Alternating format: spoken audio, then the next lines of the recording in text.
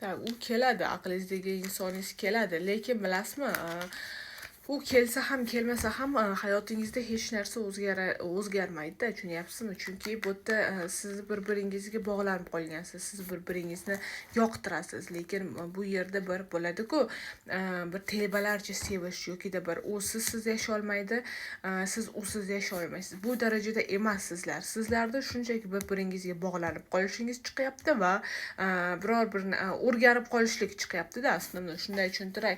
Lekin ko'proq siz aziyat chekyapsiz, siz o'ylayapsiz, siz hattoki kerak bo'lsa harakat ham birinchi qadamlarni ham qo'yyapsiz. Yo'q, unday bo'lmang, baribir bu отношениyadan sizga bir foyda bo'lmaydi-da. Agar turmushga chiqmagan qizlarimizni ko'rayotgan bo'lsangiz, u insoningiz hali beri sizga uylanish, ugida pataha bo'lmaydi. Agarda ikkinchi ayollar ko'rayotgan bo'lsa, birinchi oilasidan voz kechib, xotinidan ajrashish, shunaqa narsalar chiqmayapti bu yerda. Lekin bilasizmi, sizga bitta narsa aytib o'tishim kerak. Aqlingizdagi insoningiz, bilasizmi, ikkalangizni ham teng ko'rar ekan.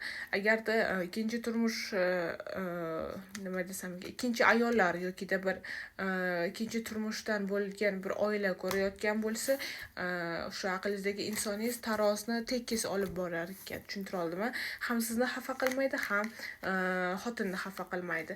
Agarda parachkalar turmushga chiqmagan qizlarimizni ko'rayotgan bo'lsa, onasi ham onasini ko'ngliga qaraydi, ham onasi nima desa o'sha bo'ladi, ham sizni ko'nglingizga qaraydi. Lekin turmushga chiqmagan qizlarimizni ko'rayotgan bo'lsa, yigitingiz ko'proq onasi tarafda bo'ladi. Lekin baribir shuni aytib o'tay, o'sha ikkinchi ayollar ko'rayotgan bo'lsa, ko'proq o'sha xotini tarafiga ketadi. Nima uchun unday? Tak. Oxirgi paytda ishini bahona qilyaptimi yokida bir nimadir bo'layaptimi? Oxirgi payt aqlingizdagi insoningiz o'zgarib qolganda, sizga tushunyapsizmi? Qandaydir imini sizga o'zgarib qolgan. O'zini biroz sovuq tutyaptimi yokida bir uzoq tutyaptimi-da? Qandaydir tushunarsiz pozitsiyada ko'proq chiqyapti aqlingizdagi insoningiz. Endi o'rtoqlar, ko'proq bu общий расклад bo'lgani uchun kimgadir tushadi, kimgadir tushmaydi-da.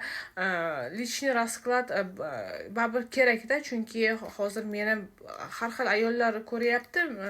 Именно kim siz qanday pozitsiyadasiz bilolmayapman. Shunga dokumentli qanaqadir ish bo'lishi mumkin. Anaqa boshqa shahar bilan aloqali qandaydir dokumentli ishingiz bormi? Biroz